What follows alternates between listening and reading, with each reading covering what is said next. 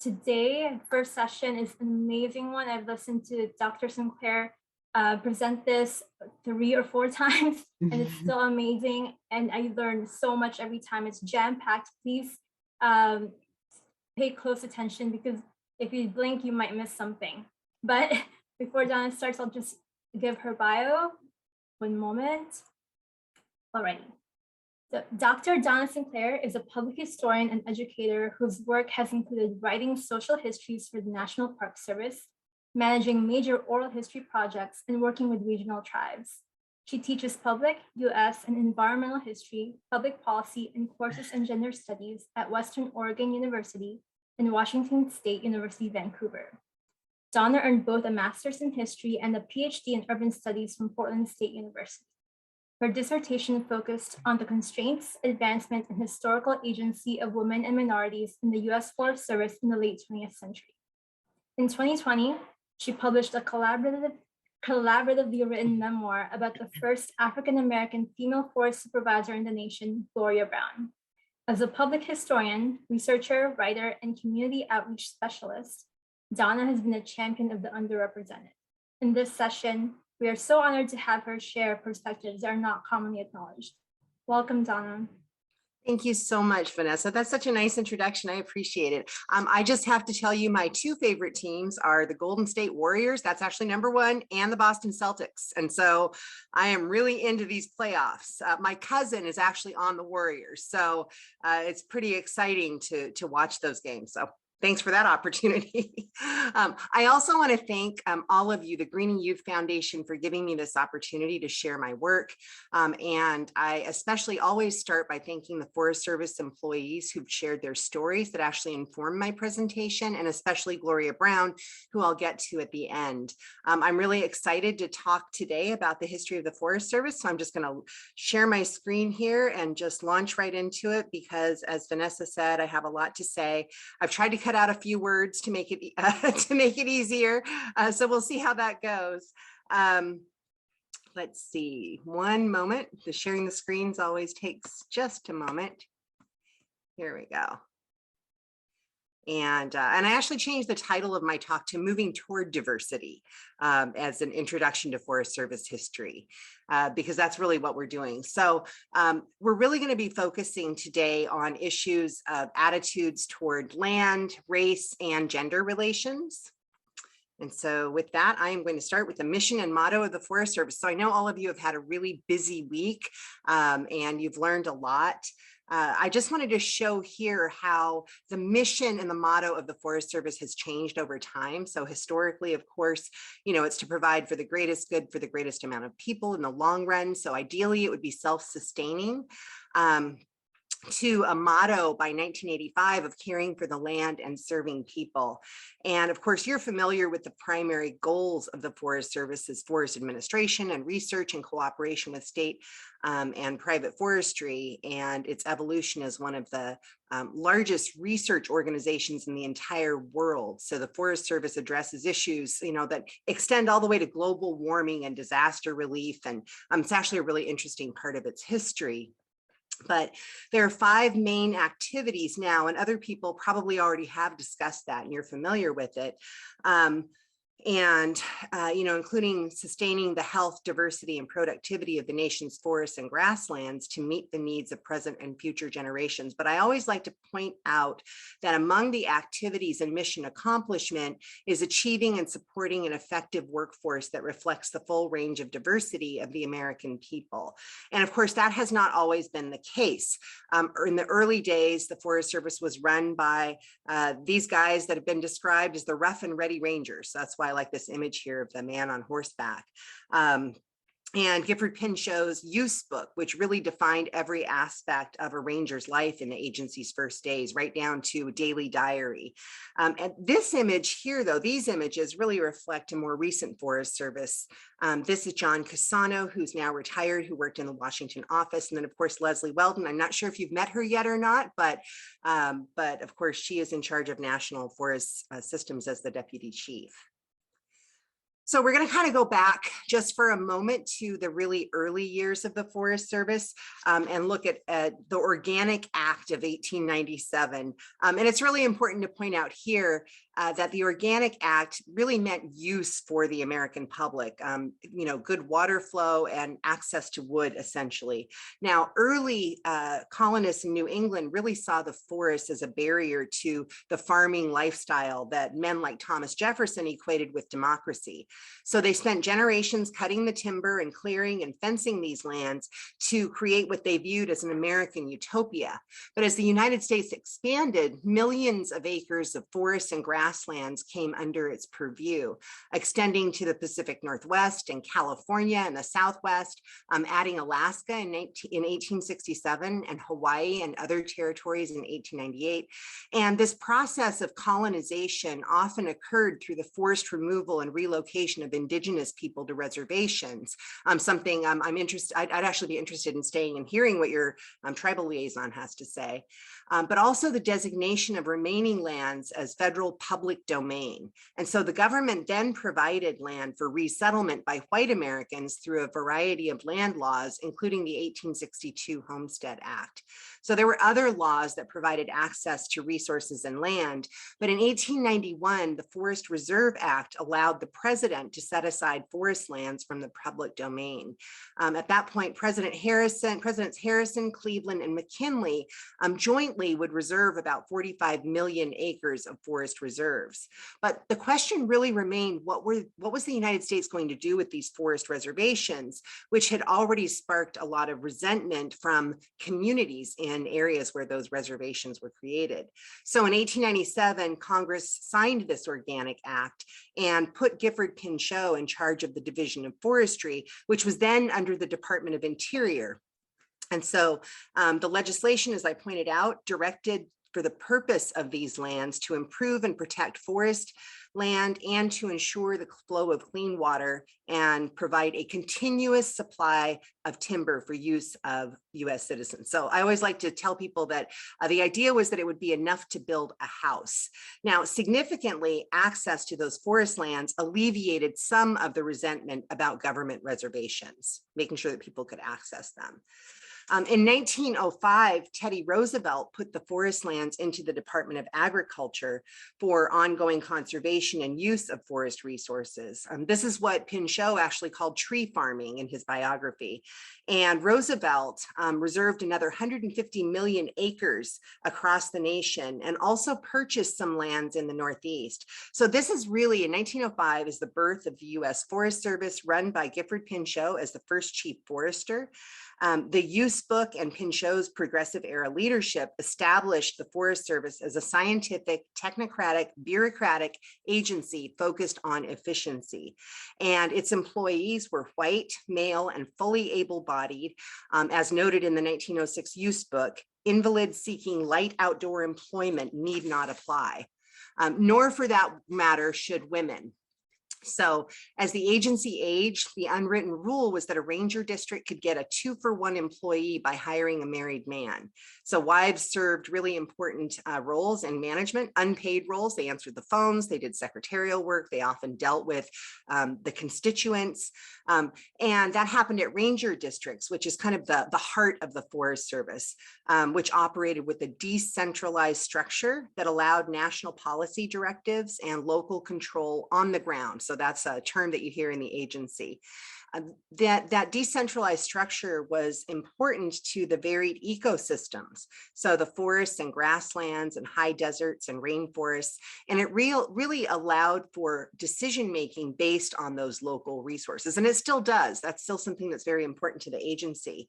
Now, the trained foresters were the line officers. They were the leaders of the agency at the district, forest, and regional levels. And the agency was a classic bureaucracy. So that's why I've got this list of bureaucratic characteristics here. And by the 1980s, the Forest Service was known as a bureaucratic superstar because of its level of efficiency and the esprit de corps. And that's something that you'll hear in the agency too, which really refers to the feeling of pride and membership that helped to create a clear direction and purpose, and which allowed for this really efficient specialization. So as Herbert Kaufman, who studied the agency in 1960, pointed out, the esprit de corps was based on the homogeneity of its workforce. So the fact that it was almost all white male foresters, which is what these images represent here, and its clearly defined mission, which by 1960 had shifted almost exclusively to timber production. But that came later. First, I wanted to talk a little bit about early forestry. And here's some images that really kind of negate stereotypes of forests as white spaces only. Carolyn Finney, who has written about African Americans in the forest, she wrote a book called Black Faces, White Spaces, says that cultural narratives that dismiss and make people of color invisible are typically what shape our understanding or perceptions of who belongs in a place like a national forest. And that's especially important to the relationships of people of color and the environment. So these images really reflect the fact that people of color have always engaged in forest work. African Americans in southern forests made use of forest resources for themselves and for their families. They also worked in the turpentining industry. So you can see that in this image right here. While timber companies were typically owned by white owner operators. Immigrant laborers also worked in forestry. So as illustrated by the Chinese loggers here and the Sikhs, especially on the Pacific coast. So also in the Northwest, I particularly like this image at the very top of Maxville, Oregon, which was a railroad logging town of about 400 people with between 40 and 60 African Americans who lived and worked there in the 1920s and 1930s alongside white workers, and many of them were Greek. So notably, though, what we're going to talk about is the Forest Service, and the Forest Service did not hire Black employees in its early years. When it was expedient, though, it did actually hire rangers who had to know enough Spanish to conduct reserve business with Mexicans in the Southwest. So there were times that there were Latinos who were hired.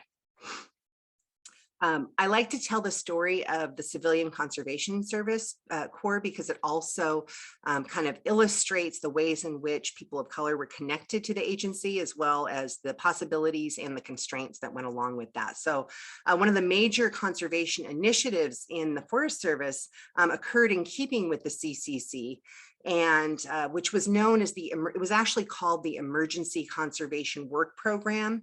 And this program put between over 3 million young men to work between 1933 and 1942.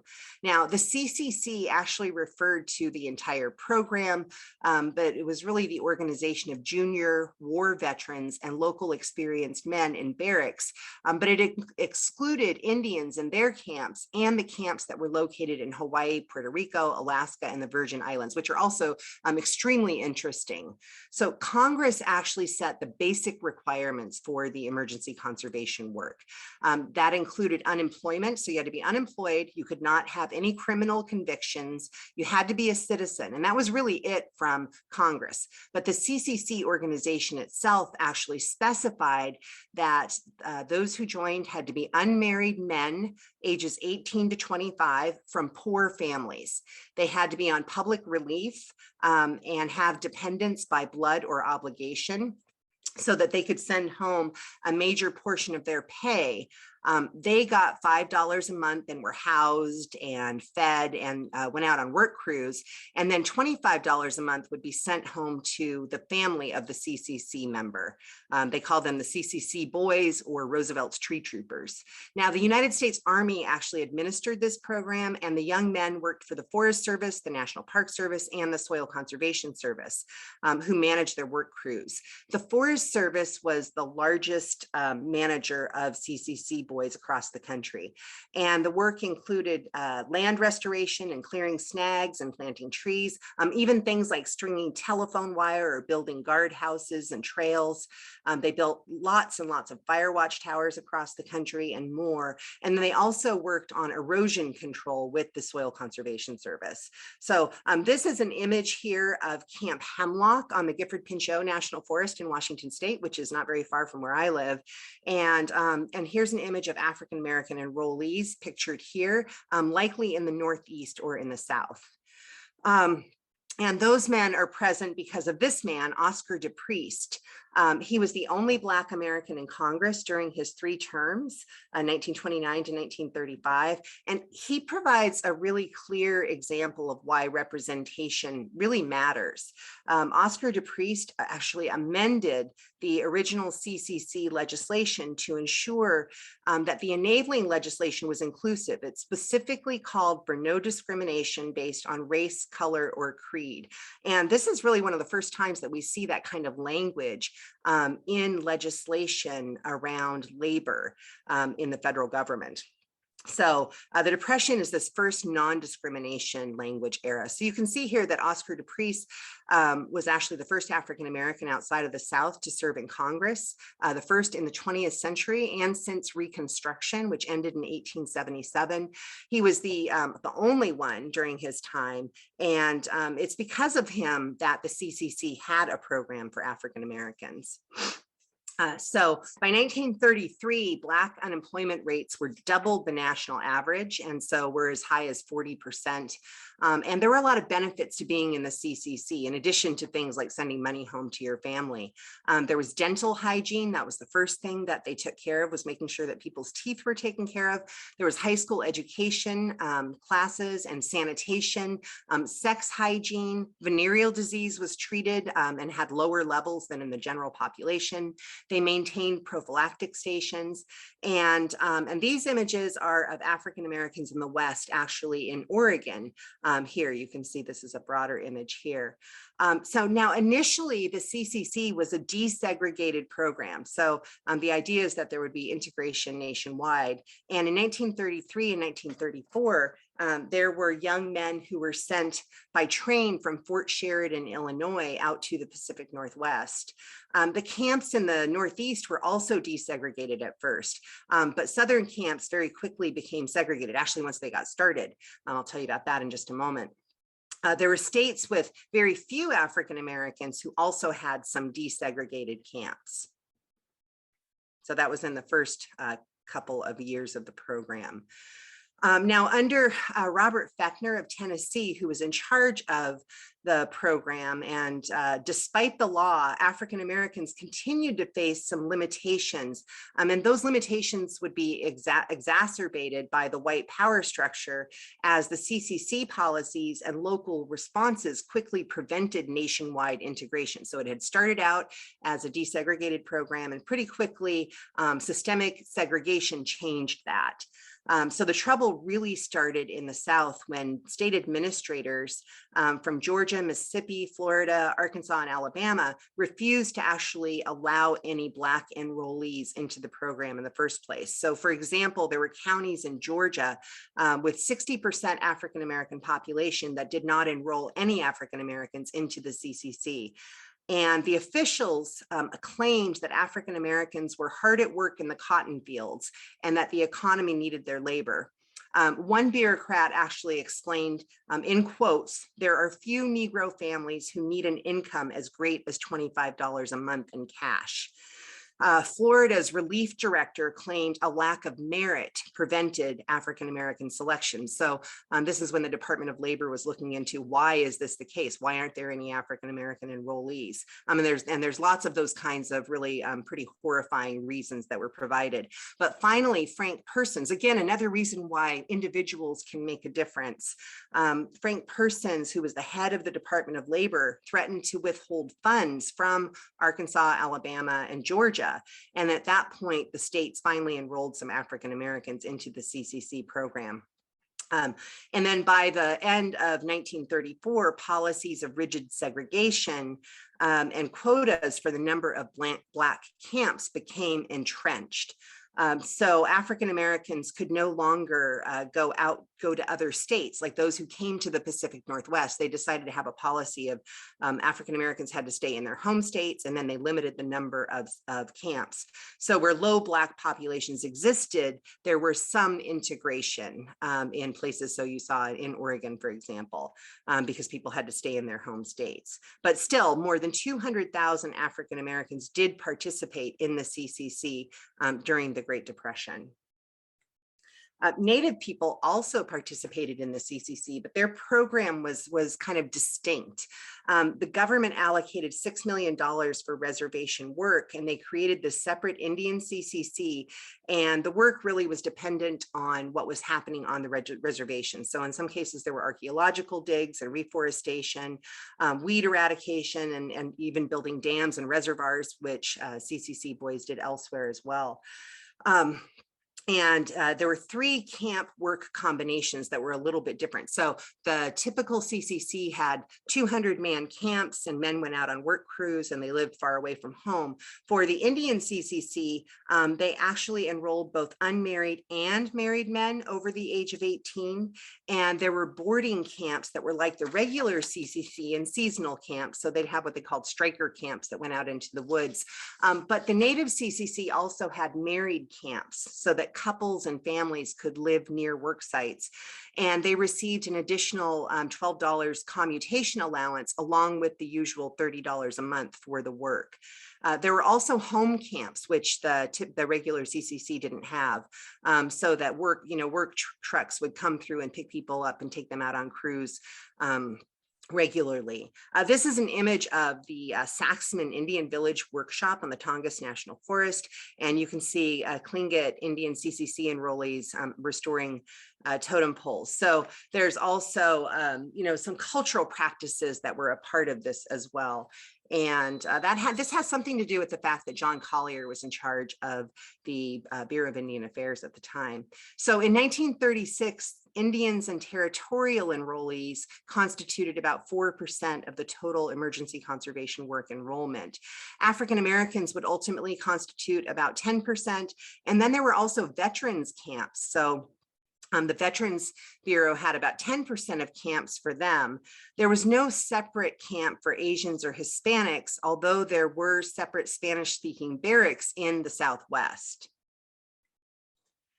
And for women, you notice I have this titled a CCC for women. Well, Eleanor Roosevelt wanted a CCC for women, and she wanted one that would be as vibrant and educational and important as the CCC for men.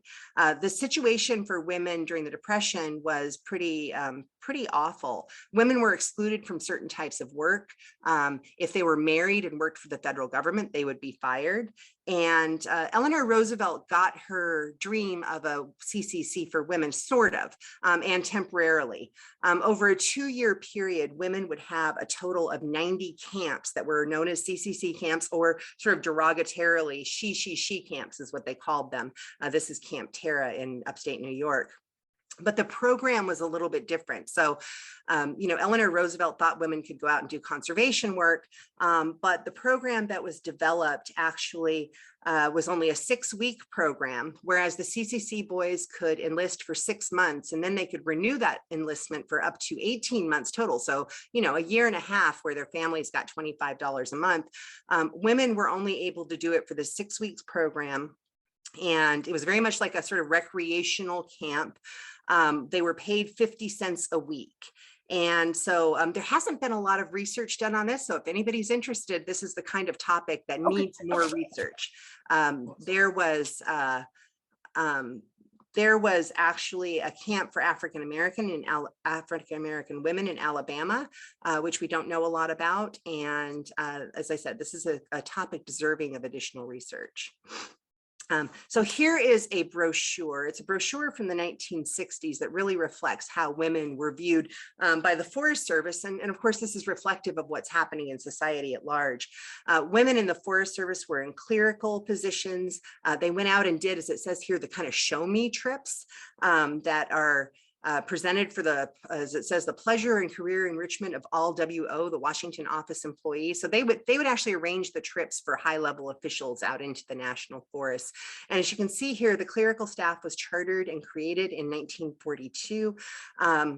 There were a few women who were in research and education, and you can see in the DC office that it's at least a little bit diverse, but also, look at how I like this brochure because you can see how women were dressed and what the expectations were for women, particularly in the DC office.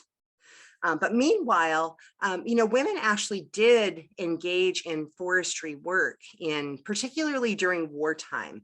So this quote from Annie Heisler illustrates women's involvement during World War II. And women had served as fire lookouts and forest guards in the woods during World War I and World War II. And when men were sent to Vietnam, they also stepped up again, oftentimes as forest lookouts. Now, Annie Heisler went to forestry school in the 1960s, and she said that she had to wear skirts, and she had a hard time finding a job when she first looked. She couldn't get hired by the Forest Service, but she finally got a job first in curriculum instruction. And then she later became a timber scaler. And you can see by the response here that it sometimes actually stopped traffic when people would see her out there in work boots and jeans. And people just couldn't believe that a woman would work in the woods like that, even though their mothers had done it during World War II. And so this is a Forest Service brochure for women in 1950. These are the days of gendered hiring practices, well into the 1960s. You could place an ad in the newspaper that was looking for men for certain jobs and women for certain jobs. So, you can see here that most of the office workers were women. Even if they had gone to forestry school, they were not encouraged to apply for junior forester positions. The opportunities were very limited for women. And as you can see here, the notion is that the field work of the Forest Service is strictly a man's job because of the physical requirements, the arduous nature of the work, and the work environment. So by 1966, which is 2 years after passage of the Civil Rights Act, fewer than 4% of all women who were employed by the agency ranked above GS7.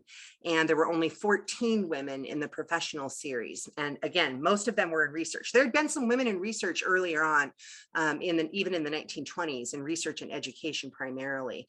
But it would take the force of law to bring large numbers of women into the Forest Service workforce. And I like to show this image because you can see that as the civil rights movement, the women's movement begins, that there are some changes. Women have short hair, they're sort of blocky jackets, but they're still wearing skirts. And, and there's an African-American woman who is getting involved in natural resource work as well.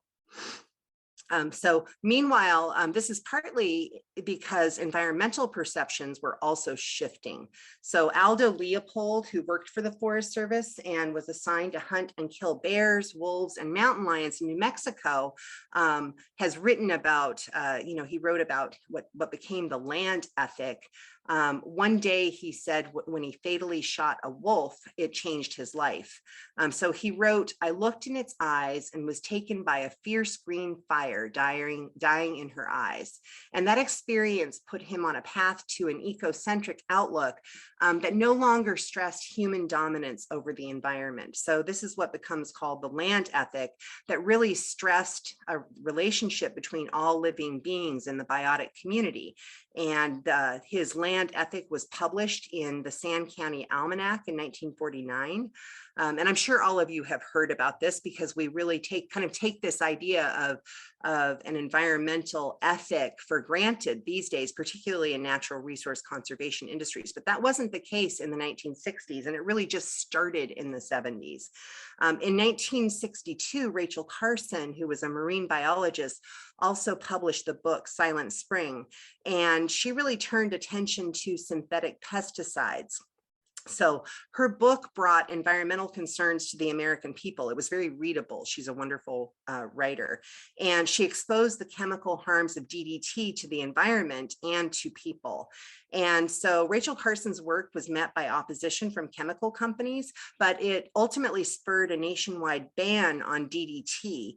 And it also inspired a grassroots environmental movement that led to creation of the Environmental Protection Agency. So you can see there what they had to say here. That's just a couple of things. So the 1960s and 1970s created a massive transformation for the Forest Service and its management, as well as a series of laws that required shifting how they thought about forest use and management.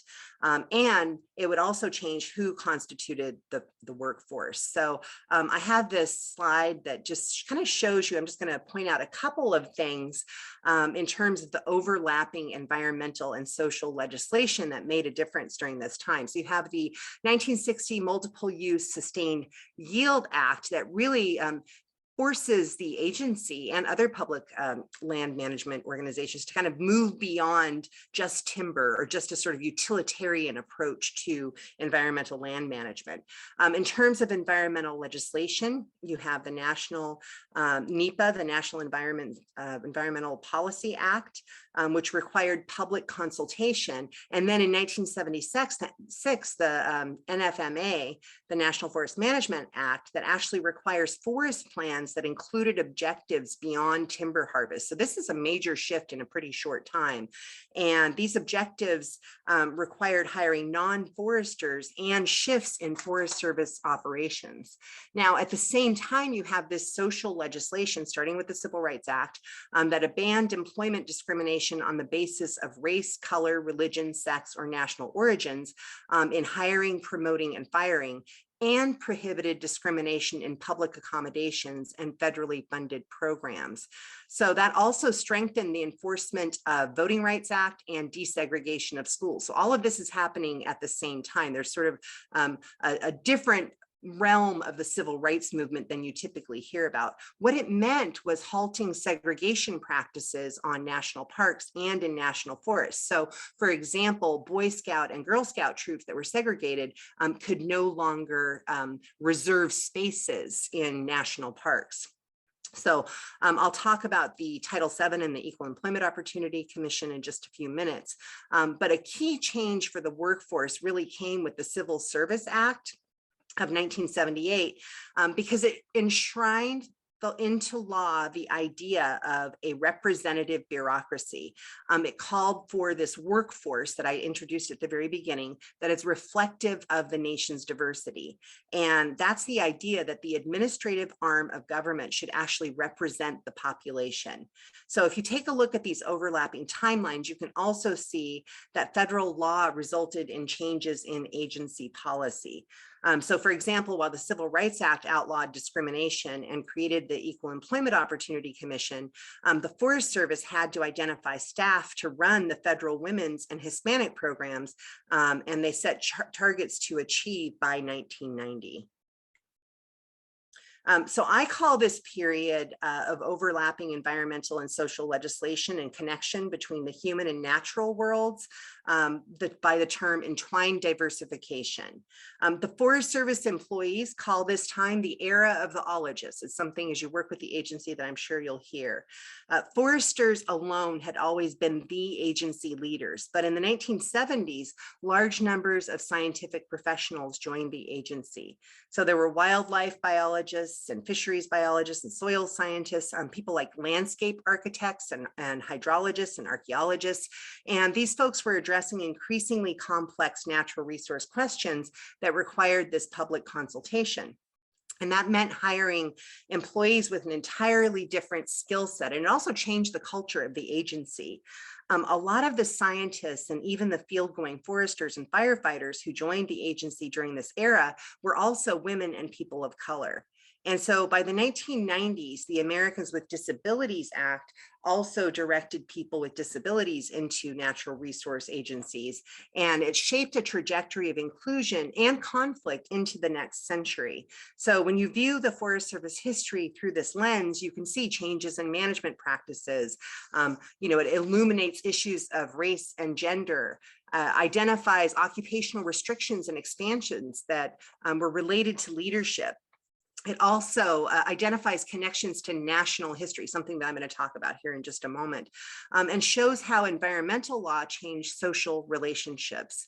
One of the things that's really interesting is that what would be typically identified as women's work provided a kind of ideal preparation for leadership positions in this era, things like dealing with the public.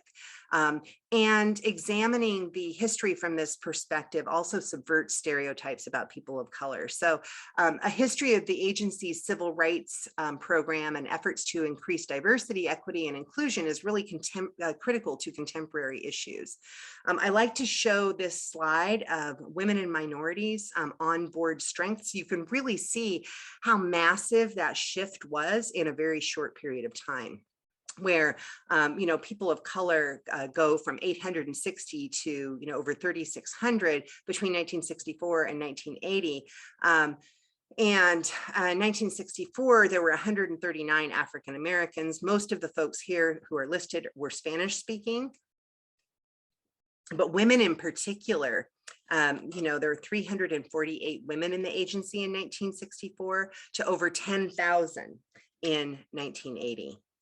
And you can also see here, if you look at the minority professionals and women professionals, that they certainly don't have the status at all of male professionals. So how did this happen? In the late 1960s, the Forest Service actually started multiple diversification efforts.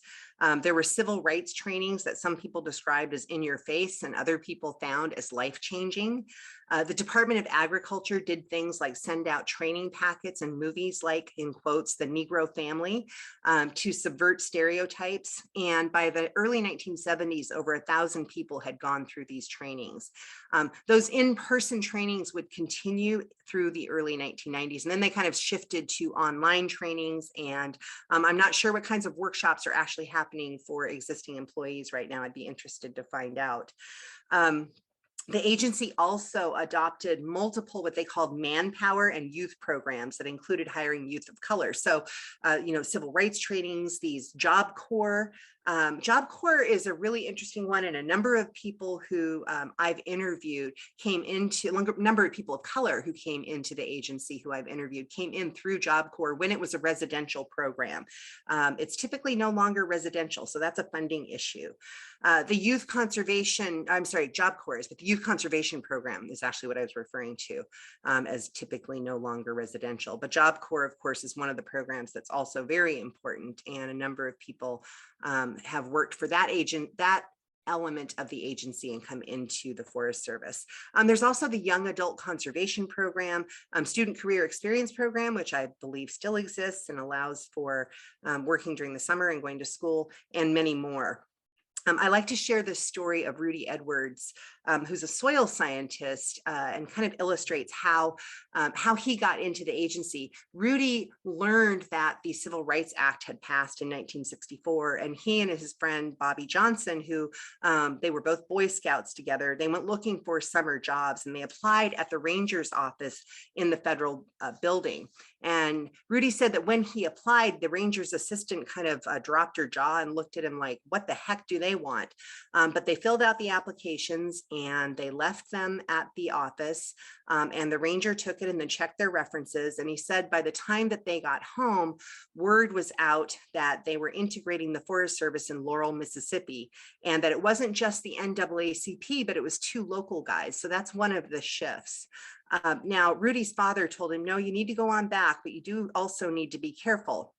And when Rudy and Bobby went back the next day, the Ranger said, as it says here, that he knew the day was coming and he was going to hire them. But he said, that a lot of people are going to be pissed off out there in those woods when you show up, because these jobs have always been preferred for white kids. So Rudy worked for the Forest Service, really liked it, and he understood several things that are important. He understood that these were public lands, and he felt very strongly that they also belonged to him, and he knew that he needed an education in order to move ahead. So by 1975, he'd gotten a master's degree, and he joined this era of the ologist as a soil scientist for the Umpqua National Forest. And he was one of a growing number of African-American professionals in the Forest Service. So there's a whole cohort of soil scientists who come into the agency during this time period. A number of them were actually recruited from the Soil Conservation Service. Additionally, the agency started a program at Tuskegee Institute to incorporate African Americans into the Forest Service. Now, in 2011, I connected with the first 2 graduates of this program, the Tuskegee Pre-Forestry Program. Mac Hogans, who later became a senior VP at Weyerhaeuser, and John Yancey, who later became a forest supervisor, and I was able to interview both of them. Mac Hogans introduced me to Brian Payne, who was a research scientist with a PhD PhD in forest economics, and he was a third generation forester, someone who had really deep roots with the agency. His father and grandfather had both served in the agency's Pacific Northwest region, and Brian worked out of the Portland office. And he remembered seeing a job announcement one day to start this pre-forestry program at Tuskegee Institute. And the idea was that the program would bring African Americans into the agency and train them as foresters. Now, Brian remembered that his brother had participated in the earlier 1960s, probably in the summer of 1964, in mock elections in Mississippi, and he'd been run out of town and shot at, and as he said, escaped with his life. And Brian had felt like he hadn't participated in the civil rights movement the way that he would have liked to. He admired his brother. But when he asked his wife, how would you like to move to Tuskegee, Alabama? She said, absolutely not. Brian said these were the days of race riots and Bull Connor. But by the time he got home that night, she had been thinking and she changed her mind. And together they decided that Brian's profession could actually provide a way for them to make a difference, for them to participate in the civil rights movement. So they moved the family to Alabama, where Payne and several others set up the pre-forestry program, as well as partnerships to prepare students to transfer to one of the two state forestry schools, either at Michigan or at Berkeley. And so Brian Payne, along with Donald Toey, wrote an article that they titled "Black Foresters Needed, a Professional Concern."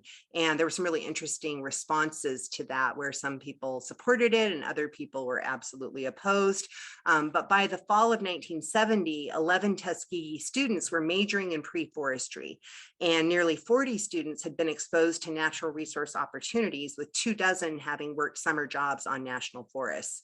And Mac Hogan's remembered he was very excited to work in George Washington Carver's lab. And as I said, both he and they went on to have very illustrious careers. So now there was one African-American forester in the Forest Service before this sort of formalized program era. And that was a man named Paul Logan. Here's images of Paul Logan right down here, whose story illustrates the sort of deeply overlapping connections between all of us and a history that's not as unusual as a lot of people would think. Paul Logan's grandmother, who is pictured here, was named Mariah Cherokee Lily Hunt, and she was an enslaved woman, enslaved to a Confederate veteran who is also listed in records as her husband. Adela Hunt Logan, who is Paul Logan's mother, you can see her right here to the left of Booker T. Washington. So they were at Tuskegee, and as you can see, Paul Logan actually knew Booker T. Washington. Paul Logan was a World War I veteran. This is his registration card here. He attended Cornell University for forestry school, and he was a forestry club president. His nickname was Slim, and as you can see here, you can see this little line here, his draft card identified him as Negro. So there's the image on the far right is Paul Logan from Cornell. But what you can't see is that in order to become a forester, Paul Logan had to pass as white. And you also can't see what that meant for him or his family. So the 1920 census, he identified as mulatto, and he came to the Pacific Northwest in 1927. That's where he worked on the Olympic National Forest, and he became a forest ranger. And in the 1930 and 1940 census, he identified as white. He ultimately married Ruth Currier, who is a white woman from Portland, and the Forest Service identified him in their retrospective in 2005 as the first African-American forester, but they did not consciously hire any African-American foresters until around 1971, when Charles Irby, who was one of a handful of trained African-American foresters in the country, was hired. So it was 1971 before they consciously did that. What you also can't see is what it actually meant on a personal level and even on an institutional level for someone like Paul Logan to pass as white. So I finished my dissertation in 2014, and I sent it to Brian Payne, and he called me within days, and he was shocked because he had known Paul Logan, and he had known him as Uncle Paul. Paul Logan was Brian Payne's, this is Brian Payne and his wife Almut, and this is Matt Hogan's here. Paul Logan was Brian Payne's father's best friend. He was the uncle who, with his wife Ruth, took Brian out to lunch when he graduated from college. Paul Logan had given Brian a tuxedo. He knew he was going to Tuskegee to start this pre-forestry program, and he never said a word to him about being born at Tuskegee. He never mentioned that he had a family in Alabama or that his family was Black. So when Brian read my dissertation, he called his brother and his brother said, well, is she sure? And then Brian started doing some investigation and connected with Logan's biological niece, who's a history professor who has written extensively about her own mixed race family. Brian was really heartbroken about all of this, especially that Paul couldn't share who he really was. He did ultimately learn that Ruth knew that Paul was African-American, but that no one else aside from his family likely did. No one in the Forest Service actually knew that. And Paul Logan died in 1979, having kept his background a secret from all of his colleagues. So what can we learn from Forest Service civil rights history? All of this took place within the memory of a lot of people who are still alive, including me. And it really illustrates how deep these systems of oppression are and how personal they can be, and also that they have not disappeared. And that's something I probably don't need to, I'm sure a lot of you are aware of that.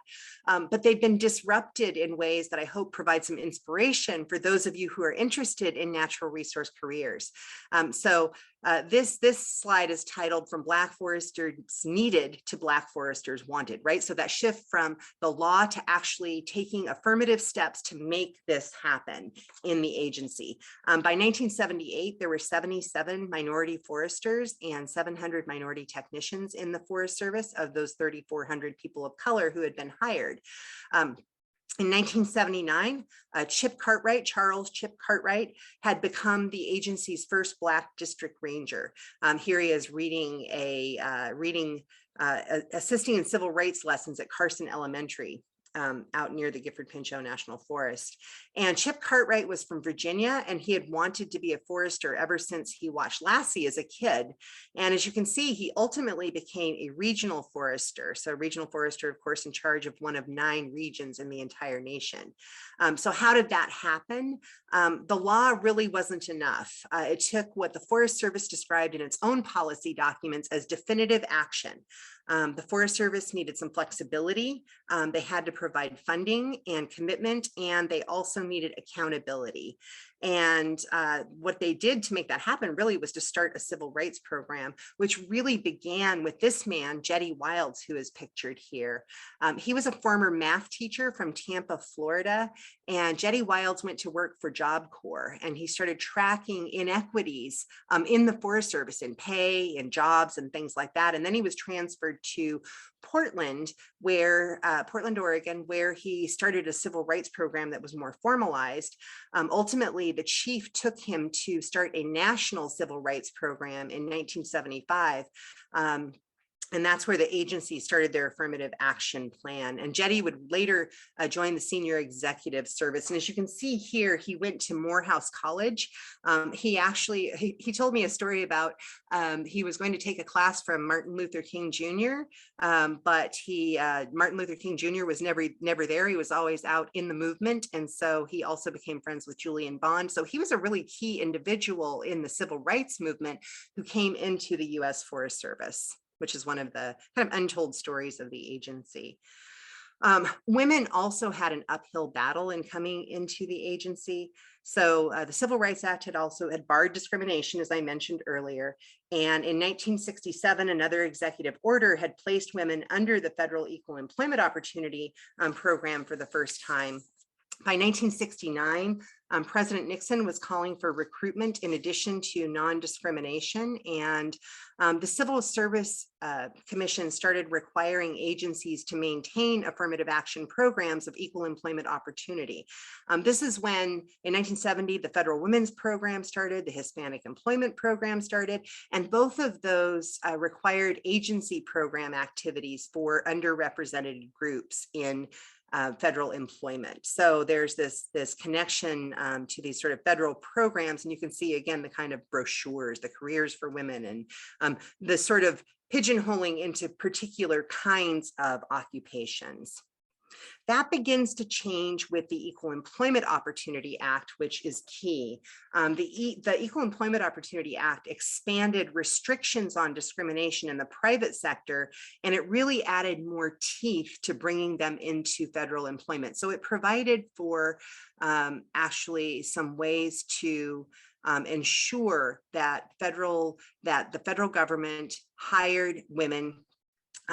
And what they found was that it was easier to get women into the agency than to put them into positions that provided lucrative pay or power or status. In fact, at the time in 1970, the average grade levels of men in the Forest Service was 9.11, and for women it was 5.2. So what we see is that it took a series of increasingly stringent mandates that were aimed at increasing the presence and status of women to affect a significant degree of change. And you can see these changes in these brochures, where you see that there are women who are being hired for different kinds of jobs. And of course, this is very reflective. I just love this image of the woman with her big hair, and the woman with the hard hat ready to go out into the woods for the first time because of the 1972 Equal Employment Opportunity Act. Of course, there's also backlash. And so, this says, should firefighters wear petticoats? This is actually a speech that was given in the Pacific Northwest at the National Fire Chiefs Workshop in 1974. It would actually take a consent decree in 1981 to increase both the status and numbers of women in the agency. Jean Bernardi, who was a sociologist, pursued a suit against the Forest Service and was able to get a consent decree that required Region 5, so that's California's workforce, had to be in line with the civilian labor force, which was then at 43% for women. So the idea of parity is something that comes with this legislation requiring a civilian workforce, achieving workforce diversity that is reflective of the American population. So the idea is that there would be this the same percentage of women and people of color in the agency as there would be in the civilian population. So the consent decree meant not just hiring women, but also ensuring equity in pay and position. And the consent decree did not conclude until 2006. Now, one of the things that happened was that with the California consent decree, the rest of the agency, it was necessary for the agency at large to try to increase diversity. It prompted the agency to create nationwide training programs for women so that they could obtain the education that they needed to advance and ensure opportunities across disciplines. And it also created the backlash, as you can see here in this quote by Carl Hickerson, who was not fond of the women's rights movement. Meanwhile, women responded by creating important support networks in the agency. So Andrea Warner, who was a civil rights specialist, and research scientist Linda Donahue developed the Women in Forestry Network in 1979 to promote the advancement of women. They got all of the Region 6 women foresters together and held a conference, and they developed a newsletter and shaped a supportive vision. So take a look at this pamphlet here that is really encouraging women to be able to move up in the agency. This network brought in women from various natural resource organizations, and they conducted interviews and reviewed books and advertised natural resource jobs and provided advice for women in non-traditional fields as well. So in the late 1980s, Chief F. Dale Robertson and the Department of Agriculture Secretary Richard Ling took steps to address recruitment by creating programs with American Indian institutions and historically Black colleges, the 1890s colleges. The idea being to achieve civilian labor force parity by 1995. And to address retention, they knew that it wasn't a very comfortable experience for a lot of African Americans to come into the agency. They formed a group called the African American Strategy Group, and other programs. And Chief Robertson allocated $25,000 each year to help the African American Strategy Group develop strategies and hold workshops. And they started doing more public programs within the agency and education.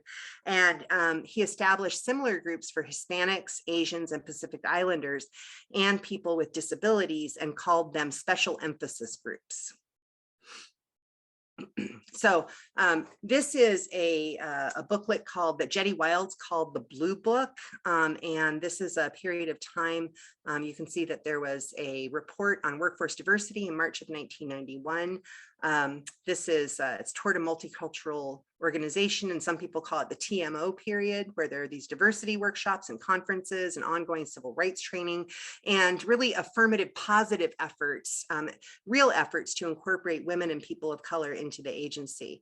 So it's interesting when you look, if you look at the vision and the definition of workforce diversity that's here, you can see that it's very forward thinking, shifting from equal opportunity mandate language to the desirability of diversity, equity, and inclusion. And so this is an entree into expanding employee rights for those without legal status, who weren't necessarily mandated to be in the agency. And so sexual orientation, for example, the Forest Service was a leader in issues of sexual orientation in the Department of Agriculture by issuing a policy in 1993, and through their formation of special emphasis groups. They created a group in 2009.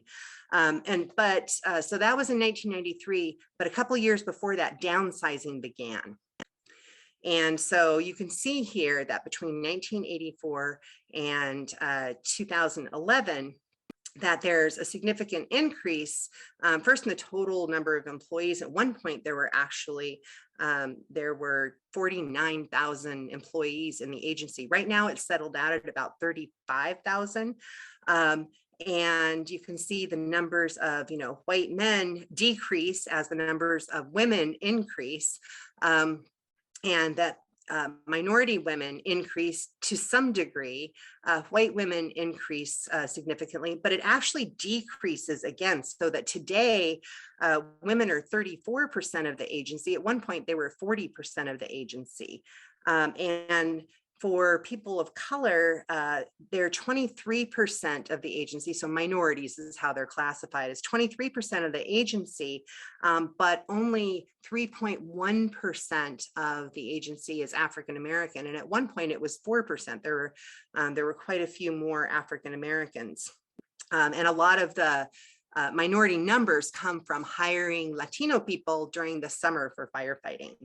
But how have things changed? There have been changes. And of course, Leslie Weldon, who you've either talked to or will talk to, is one of the folks who represents that. Vanessa mentioned that I had written this co-written memoir with Gloria Brown. Gloria Brown was a woman who was from Washington, D.C. She grew up in the city, and she was widowed in 1981, and she was in the middle of going to school. She got a journalism degree, went into public affairs, and ultimately this is her first trip here with the dress in the Pacific Northwest. Gloria became the first female African-American forest supervisor, who was in 1999 on the Siuslaw National Forest. And I always like to show images of her because hers is really a success story, one that was predicated on a lot of individual initiative and with some support from the Forest Service. So that's part of what our book is about, and she's very encouraging. You can see that we've had 2 women chiefs since the early years, Abigail Kimball from 2007 to 2009, and then Vicki Christensen, and they're foresters. It was unusual also in that she was a public affairs person who ultimately became a forest supervisor, so that wasn't the traditional path. And then Leslie Weldon became the deputy chief for National Forest Systems. As I've mentioned, this is Angela Coleman, also at very high levels in the agency. And of course, Randy Moore joined the became the chief, joined the list of chiefs, right, just last summer. And Randy Moore is one of the folks from the soil scientist cohort. Actually, all of these soil scientists who I talked to knew Randy Moore in the years in the 70s, who joined in this era of the ologists and entwined diversification. And he started out with the Soil Conservation Service, became a forester and the forest supervisor, ultimately a regional forester. And so I like to think about what we can learn from all of this. There's a lot that we could say, but briefly, what I would like to say is that disrupting inequitable systems takes really a lot of institutional support and individual action by those employees who are part of the agency. It means acknowledging the importance of representation, not just for people of color or women, but also for white women as well. That representation makes a difference. It means directing funding in ways that work and programmatic efforts, providing mentoring supports and openness and real trainings, things like residential programs I mentioned earlier with the YCC. And it takes commitment. So putting resources, both fiscal and human resources, into making sure that, that workforce diversity increases. And so what we've seen is that since the mid 1990s, with downsizing and shifts in federal funding, that it's been a lot more challenging for the Forest Service to diversify the workforce. But you all are part of the really important efforts that the Forest Service is making today. And so I'm really pleased to have the opportunity to speak to you. And I look like it's actually been exactly 1 hour. I don't know if there's any time for questions, but if you have any, I'm happy to take them. So let's see, I had a couple questions. One, well, first of all, that was a wonderful presentation. And I'm here as a mentor to one of the interns. And I was just so intrigued to, hear this session that I've joined in. And I'm from the research branch of the Forest Service. So I went to graduate school in Missouri, although I'm in California now and mostly have been there. So one of my questions was to know more about these Show Me tours that they had, in part because I'm from the Show Me state. And I'm guessing it was like some sort of field tour, and like, did women go on them or did they just set them up? So that was one question.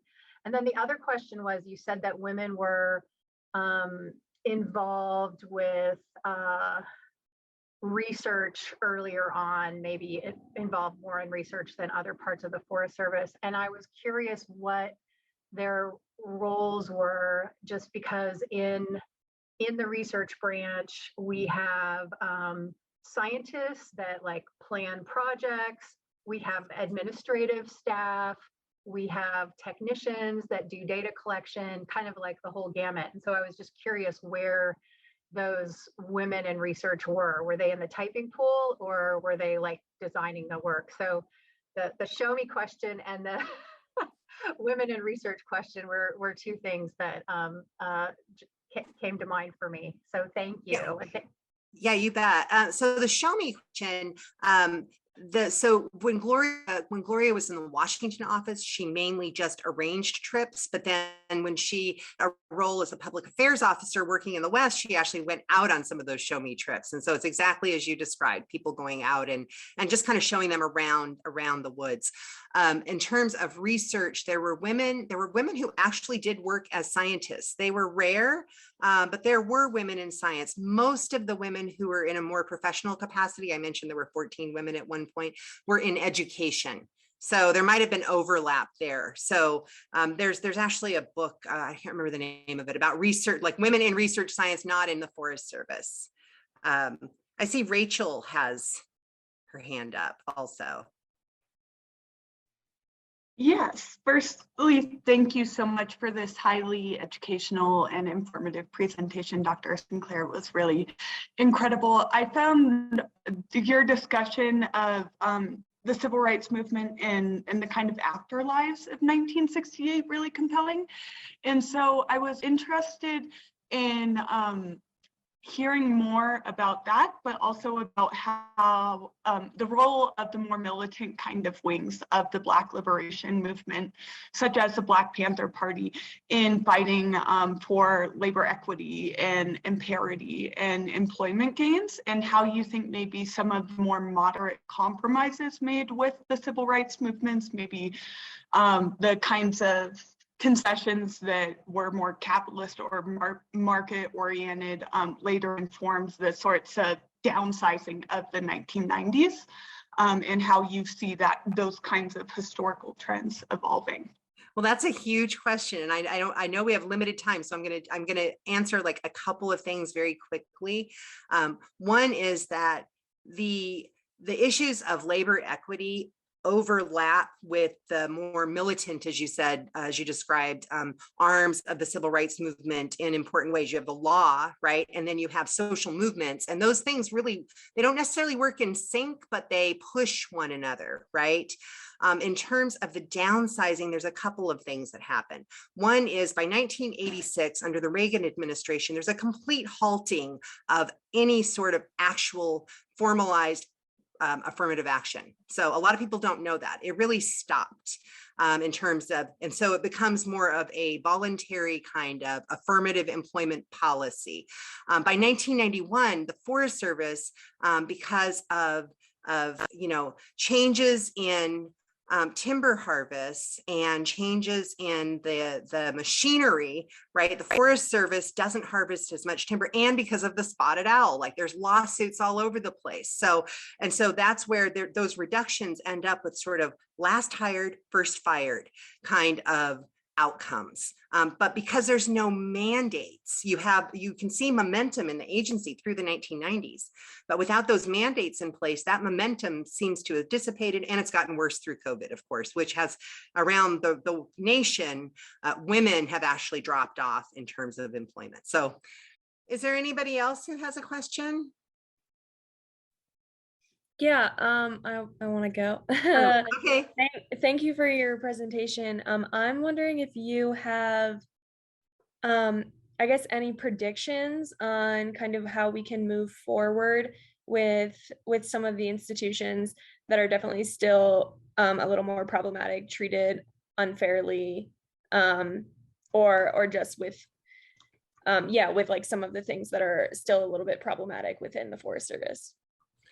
Well, I mean, one of the things, there's a couple of things. One, how do we move forward more broadly? These are issues that everyone is grappling with, and certainly the summer of 2020 brought those issues to light, like across institutions, and for lots of people in America. So I think it's important to keep those conversations alive, because the law is not really on that side anymore. And that's beginning to shift pretty significantly. I think there's going to be more rulings coming out of the Supreme Court in the next, probably like any day, even today, who knows, about affirmative action and things like that. So how do you do it within the Forest Service? Well, first of all, I think that this partnership is really important and amazing. And that's why I'm so excited to be a part of it. It takes, I mean, what we see is that people like Dawn and like Vanessa and Sylvia are working to provide supports right now. And hopefully what you can get is people in leadership who do that. When there are people in leadership, like Chief Dale Robertson, I actually haven't talked to him, but I want to talk to him, and I better get on it. But people like Chief Dale Robertson made a difference because he put people in place and let them do the work of increasing workforce diversity without a real hands-on approach, and listened. So it really, I mean, it really is very dependent on leadership. So we have, the national administration, and then you have the agency administration, and then you have the ability of individuals to make a difference for inclusion, right? For making sure that people who come from cities, like Gloria came from Washington, D.C. She went to Montana, Missoula, Montana, in a time where the population of Montana was less than 1% African-American. She would joke that her kids doubled the Black population in the high school. And it wasn't a fun experience for the kids. She loved it. But she identified mentors So if you are someone who can be a mentor to other people, I think that's one key things you can do for retention and also just like having a human connection. So that's something to think about. And vote. I'm not trying to be political here, but you've got to vote. That's really key. Or at least, yeah, exactly. Or at least organize. I mean, those multiple overlapping ways to affect change, people can contribute. They can contribute on an individual level, like within the agency, right? Through pushing for the kind of leadership that is supportive and, you know, externally in whatever ways are most appropriate for you. Sometimes it's through education. So education is really key as well. That's part of how I've tried to do this. And congratulations to all of you on the work you're going to do. I think it's just, sometimes I wish I was just out in the woods too. Not that you're just out in the woods, you're in front of Zoom, right? Today anyways, or this week anyways. Yes. Okay, thank you so much, everybody.